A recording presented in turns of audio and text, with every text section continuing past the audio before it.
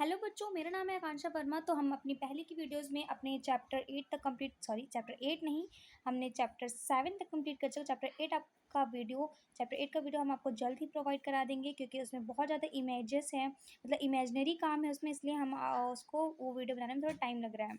सो chapter 9 हम इस video में कंप्लीट करने वाले हैं। सॉइल, क्लास 7 का साइंस का चैप्टर 9। सो सॉइल सॉइल से आप क्या समझते हैं? सबसे पहली बात, सॉइल मिट्टी, हिंदी में कहते हैं सॉइल को मिट्टी। तो आप खुद ही समझ सकते हैं मिट्टी हमारे लिए कितनी महत्वपूर्ण है कि नहीं है। अगर आप सोचिए मिट्टी नहीं होती तो क्या होता। हम्म इमेजिन कीजिए कि अगर मिट्टी नहीं होती तो पेड़ पौधे कैसे होते, मिट्टी नहीं होती तो पेड़ पौधे नहीं होते, और पेड़ पौधे नहीं होते तो हमें ऑक्सीजन कैसे मिलती। तो ये सब एक कहीं ना कहीं से को रिलेट करते हैं एक दूसरे से, ठीक है। तो स्टार्ट करते हैं, बिना टाइम वेस्ट करिए। हमारा chapter 9, soil. Soil is the one of the most important natural resources, जैसे कि हम सभी जानते हैं, है ना। मोस्ट इंपॉर्टेंट नेचुरल रिसोर्सेज है। नेचुरल रिसोर्सेज का मीन होता है, रिसोर्सेज मीन संसाधन कहते हैं हिंदी में, ठीक है। तो इसके बाद आगे बढ़ते, it provides anchorage to the plants and supply water and the nutritions. तो सबसे पहले तो इस प्राइमरी में बहुत ही ईजी बात लिखी है कि यही सब कि सॉइल के कारण ही जो प्लांट्स होते हैं उनको फूड मिलता है, उनको न्यूट्रिशंस मिलते हैं। उन्हीं पे वो इसके कारण ही, सॉइल के कारण ही जो वाटर सप्लाई होता है, न्यूट्रिशंस उन्हें मिलते हैं प्लांट्स को। और लिखा हुआ है कि जो ऑर्गेनिजम्स होते हैं, बहुत सारे जो माइक्रो ऑर्गेनिजम्स होते हैं, आपको मैंने नाइट्रोजन वाला भी बताया था कि नाइट्रोजन जो प्लांट्स लेते हैं, तो नाइट्रोजन कैसे मिलता है। नाइट्रोजन तो लिक्विड फॉर्म में था नहीं, तो माइक्रोब्स कन्वर्ट करते थे। और वैसे भी माइक्रोब्स जो होते हैं सॉइल में रहते हैं, सॉइल उनका होम है, घर है उनका। सोचिए सॉइल ये नहीं होगा, सॉइल नहीं होगी तो एग्रीकल्चर नहीं होगी, और अगर एग्रीकल्चर नहीं हुई तो हमें गेहूँ चावल दाल ये सब कैसे मिलेगा, है ना। तो ये सबसे मेजर है, रोल प्ले करता है सॉइल। इसके बाद क्या है कि agriculture provides as food, shelter, clothes and ये सब। देखिए एग्रीकल्चर जो होती है हमें क्या क्या प्रोवाइड करती है, क्लोथ्स, है ना, शेल्टर मतलब कपड़े वगैरह हम चैप्टर उस पर पढ़े थे ना। पिछले चैप्टर्स में हमने पढ़ा था कि क्लोथिंग का क्या होता है, फाइबर्स एंड फैब्रिक्स में, है ना। तो ये सारे बात, फाइबर्स, सॉइल नहीं होता तो कैसा होता।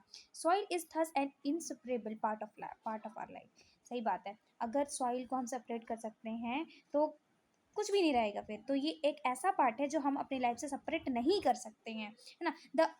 The earthly pregnance of soil after the first rain is always freshing. ये बात भी बिल्कुल सही है कि आपने ऑब्जर्व किया होगा कि जब बारिश होती है, पहली बारिश होती है, उसके बाद जो फ्रेगनेंस आती है वो कितनी फ्रेश फील कराती है आप लोग को, है ना।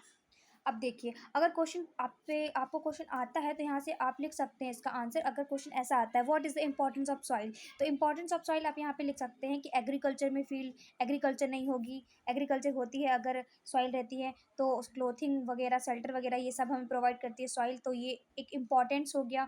ये इसकी इंपॉर्टेंस यहाँ पे भी कि ये वाटर सप्लाई करती है, न्यूट्रिशन सप्लाई करती है। तो ऐसा क्वेश्चन आता है तो आपको यहाँ से ईजिली आंसर मिल जाएगा, ठीक है। इसके बाद सबसे पहले इसको कंप्लीट करने के बाद हमारे पहला टॉपिक होता है जो 9.1, soil teeming with life.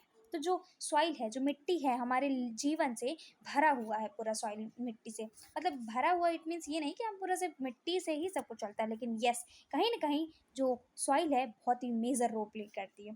One day during the rainy season, Paheli and Boojho observe an earthworm coming out of the soil. Paheli wondered whether there there were other organisms also in the soil. Let us find out.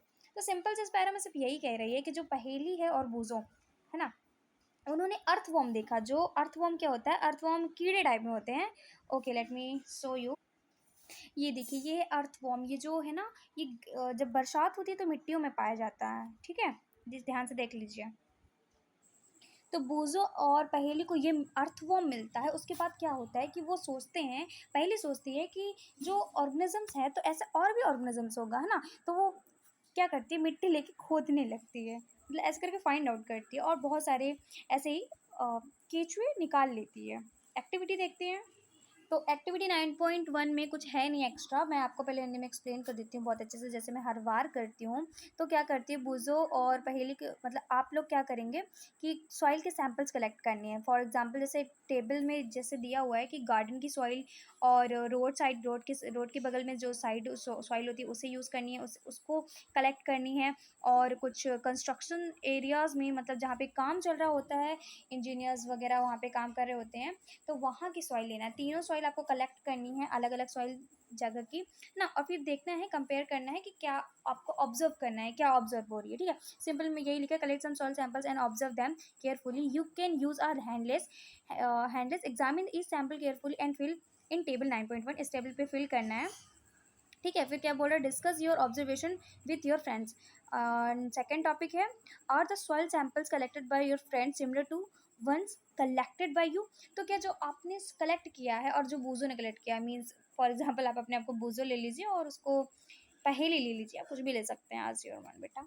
उसके बाद क्या होता है कि हाँ, तो फिर दोनों लोग कलेक्ट करेंगे, दोनों लोग कलेक्ट करने के बाद आप लोग देखिएगा जो भी सॉइल होगी, क्या उसमें क्या ऑब्जर्व करेंगे उसको, तो सिमिलर है कि नहीं, मतलब जो सॉइल रोड की उससे बूजो ने ली है बगल रोड की साइड से बगल में, और आपने ली है रोड के बगल में सॉइल, तो उन सॉइल में कोई डिफरेंस है नहीं है, ये नहीं है, सब तो आपको करने के बाद ही पता चलेगा। उसके बाद बूज एंड पहेली have use soil in many ways they enjoyed playing with. तो ये सब कुछ नहीं है, ये यहाँ पे यही लिखा हुआ है कि वो लोग बहुत फन करते हैं ये सब करते हुए, मतलब जब वो लोग ढूंढते हैं बहुत मज़ा आता है। यस, एक्चुअली एक्टिविटी करने में बहुत ज़्यादा ही मज़ा आता है। एक्टिविटीज़ जितना आप सीखते हैं उतना आप पढ़ के नहीं सीख सकते हैं बच्चों। फिर क्या कहती है, पहली पहली सोचती है कि जो उसने सॉइल सैंपल कलेक्ट किया था, जो कि गार्डन से कलेक्ट किया था और जो रोड साइड से कलेक्ट किया था, तो उस सैंपल्स में क्या होता है, बहुत ज़्यादा से प्लास्टिक्स मिलती हैं, है ना, plastics articles and polythene bags, ये सारे कुछ मिलते हैं। तो सोचिए बच्चों, ये आज के समय पे एक प्लास्टिक, सबसे पहले प्लास्टिक की एक प्रॉपर्टी होती है कि वो कभी सड़ता गलता नहीं है। तो सोचिए अगर ये हमारी हमारे सॉइल्स में होगा तो जो हमारे जो लिविंग ऑर्गेनिजम्स होते हैं उनको कितना हार्मफुल, कितना इफेक्ट करेगा, है ना। तो ये जो चीज़ है बहुत ही ज़्यादा इफेक्ट करती है। देखिए यहाँ पे ये भी यही लिखा है, I wondered why I found some pieces of plastic and articles and polythene bags in the soil samples collected from the roadside and the garden। तो बोल दिए वही बात। इसके बाद जो हमारा बॉक्स है, ये इंपॉर्टेंट बॉक्स होते हैं, तो इसमें कह रहा है polythene bags and plastics pollute the soil. जो पॉलीथीन बैग्स होते हैं और जो प्लास्टिक होती है वो सॉइल को पोल्यूट करती है ना। तो पोल्यूट करने का मतलब क्या है, जैसे कि मैंने आपको बता दिया, पोल्यूट कैसे करेगी, जो कि ऑर्गेनिजम्स को किल कर देगी, ऑर्गेनिजम्स के लिए हार्मफुल होती है, ऑर्गेनिजम्स मर जाएंगे। तो नाइट्रोजन, मतलब सिर्फ जो बैलेंस होता है इकोसिस्टम, बैलेंस कैसे होगा वो, है ना। तो फिर क्या कहते हैं, they also kill organisms living in the soil, same चीज़ कह दिया। That is why there is a demand to ban, इसीलिए है डिमांड की जा रही है कि प्लास्टिक बैग्स, प्लास्टिक पॉलीथीन्स वगैरह सब कुछ बैन की जाए। Other substance which are pollute the soil, a number of waste products, है ना, जो और भी चीज़ें होते हैं जो करती हैं, इफ़ेक्ट करती हैं, है ना, वो क्या है, फॉर एग्जांपल केमिकल्स हैं, पेस्टिसाइड्स हैं। पेस्टिसाइड्स बच्चों वो होती है कि फॉर एग्जांपल अगर कोई एग्रीकल्चर कर रहा होता है, अपनी कोई फार्मिंग कर रहा होता है, तो वहाँ पे ना कुछ कीड़े आते हैं, तो उन कीड़ों को मारने के लिए पेस्टिसाइड्स यूज़ करते हैं। पेस्टिसाइड्स क्या होते हैं कि केमिकल होता है जो कि छिड़का जाता है ना। जो खेती बाड़ी करते होंगे वो अच्छे से जानते होंगे pesticides. So waste products and chemicals should be treated before they are release into the soil, है ना। तो ये सब वेस्ट प्रोडक्ट्स, ये सब जो रिलीज किए जाते हैं सॉइल में, इन सबको पहले अच्छे से ट्रीट किया जाता है। The use of pesticides should be minimise, ये देखिए, use of pesticides should be minimise, इसको बहुत से कम यूज़ करने का कहा गया है। फिर इसके बाद एक और मेजर क्वेश्चन छूटा जा रहा था हमारा कि अगर यहाँ से क्वेश्चन बनता है कि प्लास्टिक बैग्स क्यों अलाउड नहीं है, मीन्स अलाउड नहीं बोल सकते, क्यों बैन होने के लिए है, क्यों बैन करने के लिए सब लोग बोल रहे हैं। प्लीज़ बैकग्राउंड नॉइस को आप लोग इग्नोर कीजिएगा। सो कॉन्सेंट्रेट करते हैं क्वेश्चन पे, प्लास्टिक बैग्स पेस्टिसाइड वगैरह क्यों यूज़ कम करने के लिए कहते हैं। तो आपका इधर पे आंसर मिल जाएगा आपको कि इसलिए कहा जाता है कि इसको, क्योंकि इसके कारण हमारी सॉइल जो होती है उसके सॉइल में ऑर्गेनिजम्स रहते हैं, लिविंग ऑर्गेनिजम्स रहते हैं, जो कि मर सकते हैं। जो मर जाएंगे तो हमारी सॉइल जो होगी वो मतलब बैलेंस नहीं हो पाएगा, जिसके कारण सब कुछ खराब हो जाएगा, है ना। फिर बूज़ो कह रहा है कि उसने क्या हुआ ना, बाज़ार में गया था, तो बाज़ार में उसको कुछ काम वाम तो है नहीं, वो यहाँ वहाँ देखते रहता है। तो उसने क्या देखा कि बाज़ार में जो मिट्टी के बर्तन बनते हैं, पॉट्स, टॉयज़, है ना, मिट्टी के टॉयज़ आपने देखे होंगे ना, जो चाय वाले कुल्हड़ जो होते हैं पीते हैं, और जो पिगी बैंक होते हैं ना, वो भी मैंने, मेरे यहाँ तो बहुत मिले भैया। तो ऐसे टॉयज़ भी उन्होंने देखा। तो आप इसके बारे में सोचते क्या, आप कुछ कमेंट करके बताइएगा। नेक्स्ट मेजर टॉपिक है सॉइल प्रोफाइल। तो बच्चों ये एक बहुत ही मेजर टॉपिक है, इससे क्वेश्चंस बहुत सारे बनते हैं।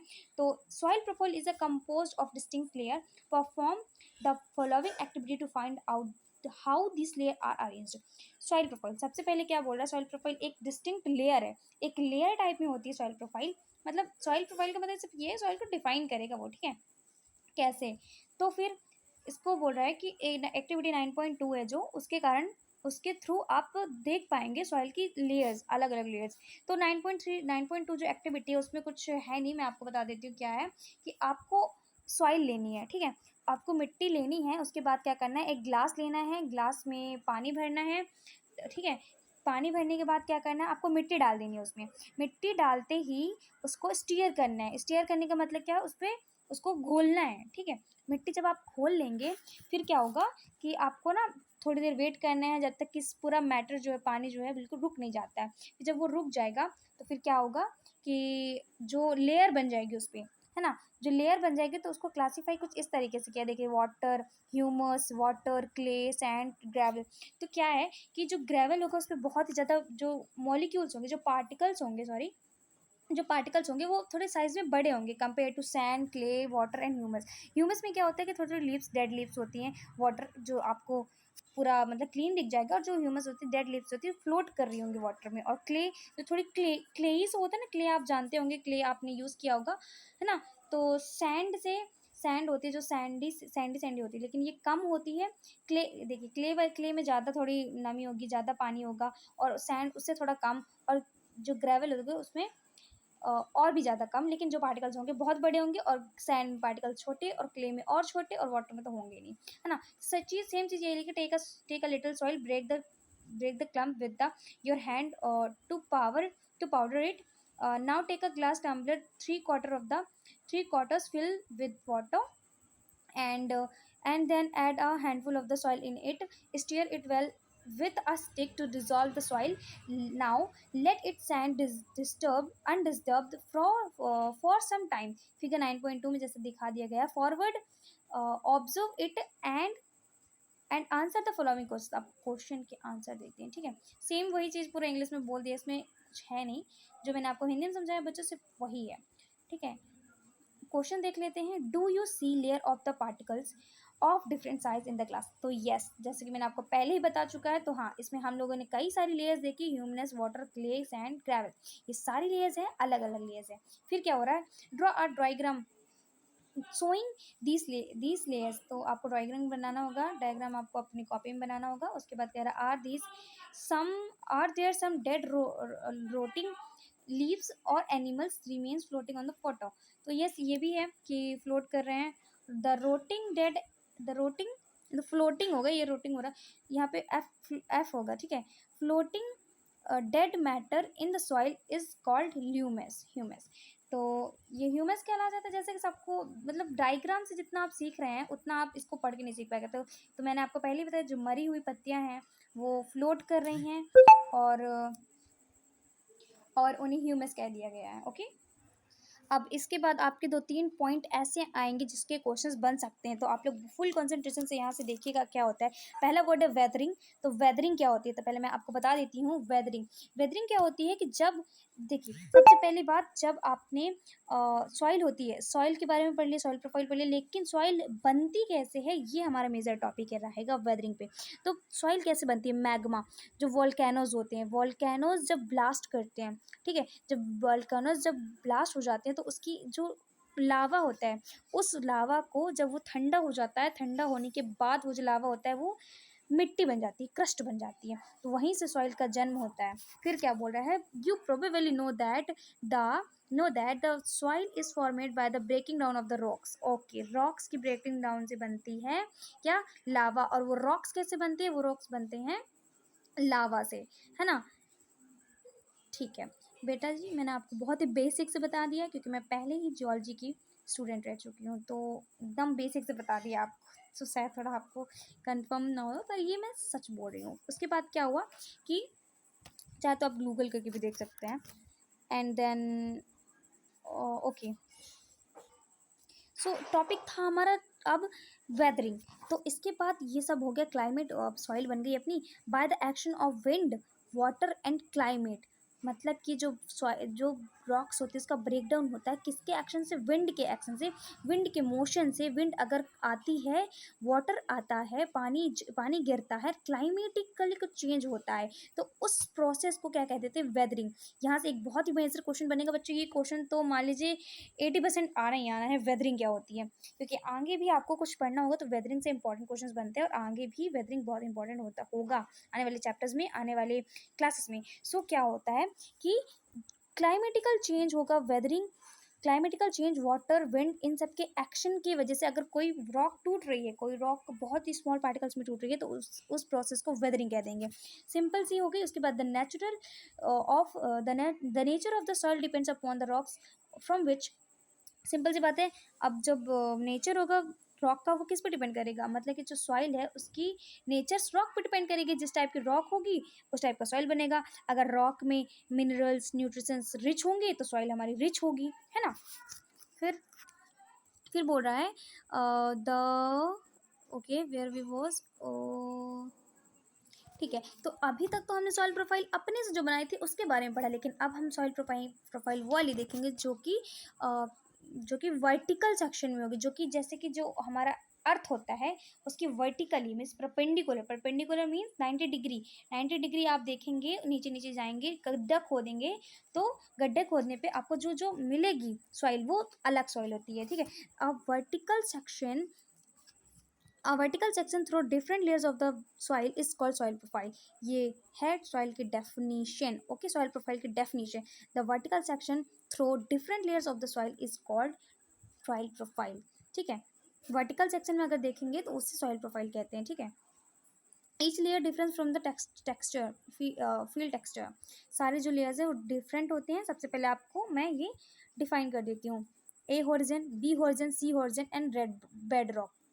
बाय द वे इन सब के नाम है बी हॉरिजन, ए हॉरिजन, लेकिन इसे अभी हॉरिजन के टाइप पे डिफाइन किया गया है, क्लासिफाई किया गया है। इसके फर्दर और भी ज़्यादा होते हैं नाम, ठीक है। अभी तो बेसिक है बेटा, आओ आगे आगे चल के पता चलेगा। फिर चलते हैं, colour, depth and chemical composition, these layers are referred to horizon. ये सारे जो हैं हॉरिजन्स, बहुत ईजी हॉरिजन्स है, ठीक है। उसके बाद क्या है, सो बच्चों इस पैरा में ज़्यादा कुछ है नहीं, इस पैरा में सिर्फ यही कह रहा है कि आप सॉइल प्रोफाइल देख नहीं सकते हैं, सिर्फ आपको सिर्फ एक लेयर, ये लेयर दिखेगी आपको सिर्फ, क्योंकि सरफेस से तो ये लेयर दिखेगी, लेकिन आप अगर कुछ डग करते हैं, मतलब कोई गड्ढा खोदते हैं, तो आपको फिर एक लेयर, फिर दूसरी लेयर, फिर जितना डीप जाते जाएंगे वैसे ही आपको लेयर्स प्रोवाइड होते जाएंगे, आपको वैसे वैसे लेयर्स मिलती जाएंगी। वैसे आप अगर गड्ढा नहीं खोदना चाहते हैं तो आपको एक कुएं में भी ऐसी लेयर्स भी दिख सकती हैं, अगर कहीं पे कुआं हो तो आप केयरफुली रह के देख सकते हैं, वहाँ पे लेयर्स, अलग अलग लेयर्स दिखेंगे आपको, है ना। और फिर इसके बाद आप रिवर्स में भी देख सकते हो, रिवर के ब्लैंक से, मतलब रिवर के किनारों पे अलग अलग टाइप की आपको सॉइल मिल जाएगी, वहाँ पे अलग अलग लाइन होगी, हॉरिजन्स आपको मिलेंगे, है ना। तो इस पैरा में बस यही दिया गया, usually we see the top surface of the soil not the layer below it. If we look at the sides of our recently ditch, dug rich, we can see the inner layer of the soil too. Such a view enable to us to observe the soil profile at the place. So, soil profile can also be seen while digging a well. जो digging a well means कुआं होता है, जल को खुद समय भी देख सकते हैं, and और वेल और lying the foundation of the building की जब फाउंडेशन होती है, कुछ भी बिल्डिंग वगैरह बनाते हैं तब भी गड्ढा खनते हैं, है ना। जो कॉलम्स वगैरह बनाते हैं, कॉलम्स रो, है ना, तब वो यूज़ होता है, गड्ढा खोदते हैं। इट कैन, और हाँ एक चीज़ मैं आपको बता दूँ, जब कोई घर वगैरह बनता है ना, तो वहाँ की मिट्टी जो होती है थोड़ा स्ट्रॉन्ग मिट्टी निकालते हैं, ऐसी कहीं पे नहीं लगा देते हैं कि कहाँ पे भी बना देंगे कि पिलर्स खड़ी कर देंगे, तो इसीलिए यहाँ पे बहुत ही मेजर रोल प्ले करता है सॉइल का। ऐसे सॉइल पे हम लोग कॉलम्स रो लगाते हैं, पिलर्स लगाते हैं, जो कि बिल्डिंग को सपोर्ट करें, है ना। फिर क्या बोल रहा है, it can also seen at the side of the road of a on a hills और at a rivers black steep river black. तो अगर कोई हिल है, मतलब कहीं पे पहाड़ी टाइप में करके कुछ है, और हिल आप समझ सकते हैं, उसके नीचे भी आप देखेंगे तो आपको मिल जाएगी ये सारी लाइंस, हॉरिजन्स। एक चीज़ यहाँ पे मैं बता दूँ आप लोग को कि ये क्वेश्चन पक्का आता है सॉइल प्रोफाइल बनाने का, तो आप ये डायग्राम अच्छे से बनाइएगा और आपको फ्री के नंबर्स मिलेंगे। इसके बाद क्या है, the uppermost horizon is generally dark in the colour as it is rich in the humus and minerals. So जो अपर मोस्ट लेयर होती है जिसे हम ए हॉरिजन कहते हैं, ये जनरली तो डार्क कलर में होती है, ब्राउन डार्क कलर में, है ना। तो और इसमें रिच क्या होती है, इसमें बहुत ज़्यादा न्यूट्रिशंस मिनरल्स होते हैं। फॉर एग्जांपल मैग्नीशियम एंड है ना, ये सारे होते हैं, Fe वगैरह। तो क्या होता है इन सब के होने से, नाइट्रोजन वगैरह, है ना। फिर क्या होता है इसीलिए जो हमारी फार्मिंग होती है, एग्रीकल्चर होता है, वो सारा सिर्फ ए हॉरिजन में होता है, क्योंकि ये इसमें रिच होते हैं, इसमें बहुत ज़्यादा क्या होती है कि न्यूट्रिशंस होते हैं और मिनरल्स होते हैं, है ना। सो अभी इस वाले पैराग्राफ में, सॉरी, इस पैराग्राफ में आपको the humus makes soil fertile and provides nutrition to growing plants। जो ह्यूमस होती है वही क्या करती है, सॉइल को फर्टाइल बनाती है। फर्टाइल मतलब कि उगा सके, कि उनको फ्रूट न्यूट्रिशंस वगैरह, है ना, प्रोवाइड करा के उगा सके, क्या ये प्लांट्स, पौधे, पेड़ पौधे। ओके। सो इसके बाद क्या होता है, sorry, to grow to growing plants, this layer is generally soft, prawns and can retain more water। और तो बस ये भी सब क्वालिटीज़ हैं। This layer is generally soft, तो ये लेयर जनरली सॉफ्ट होती है। सॉफ्ट कहने का मतलब क्योंकि इसके पार्टिकल्स बहुत ज़्यादा छोटे होते हैं तो वो सॉफ्ट होती है, अलग ही। और बाकी तीनों तीनों हॉरिजॉन से, ठीक है। और इसके बाद क्या होता है कि फिर इसके बाद क्या होता है कि जो देखिए, आप एक चीज़ से याद कर सकते हैं, टॉप। इसे टॉप सॉइल इसलिए कहा जाता है क्योंकि ये टॉप पे होती है, इसलिए टॉप सॉइल कह देते हैं, ठीक है। तो यहाँ पे एक मोस्ट इंपॉर्टेंट थिंग आ जाती है कि अगर आपको क्वेश्चन आता है इस तरीके से कि जो सॉइल हॉरिजन्स है इनको डिफाइन कीजिए, तो सबसे पहले आप क्या कीजिएगा, सबसे ईजी वे होता है याद करने का कि आप इसको देख के पूरे जो क्वालिटीज़ होती है यहाँ पे लिखते चलेगा। पॉइंट टू पॉइंट क्वालिटीज़ लिखेंगे, जिसके कारण आपको सारी चीज़ें एक चीज़ अच्छे से हर चीज़ें याद हो जाएंगी, ठीक है। जैसे अभी क्वालिटीज़ आगे की, जो पहली टॉप सॉइल होती है उस पर कहते हैं कि उसमें फर्टाइल सॉइल, फर्टाइल होती है, ह्यूमस होता है, बहुत ही ज़्यादा रिच होती है किसमें, न्यूट्रिशंस में और मिनरल्स में, है ना। तो ऐसे करके आप पॉइंट्स पॉइंट्स करके और याद करके लिख सकते हैं। तो फर्स्ट ऑफ ऑल मैं आपको ये बता दूँ, इससे क्वेश्चन तो बच्चों आने ही आने वाला है। इसके बाद क्या बोल रहा है, it is called the top soil और ए हॉरिजन। ए हॉरिजन तो मैंने आपको पहले ही बता दिया, लेकिन टॉप सॉइल जो है न्यू वर्ड आपके लिए, ठीक है। इसके बाद क्या है, तो this provide shelter for many living organism. जैसे कि पहले भी बोल चुके हैं कि जो सॉइल होती है कि बहुत सारे लिविंग ऑर्गेनिज्म को पालती है, उसका घर होती है, शेल्टर होती है, ठीक है, होम होता है। तो क्या होता है कि ये सब, लेकिन अब सॉइल में भी यहाँ पे डिफाइन कर दिया कि A horizon, B horizon, C horizon, D horizon, sorry, bedrock. लेकिन इन सभी सॉइल्स में जो लिविंग ऑर्गेनिजम्स होते हैं वो कहाँ पे रहते हैं, तो ये रहते हैं ए हॉरिजन में, टॉप सॉइल में रहते हैं लिविंग ऑर्गेनिज्म, ठीक है।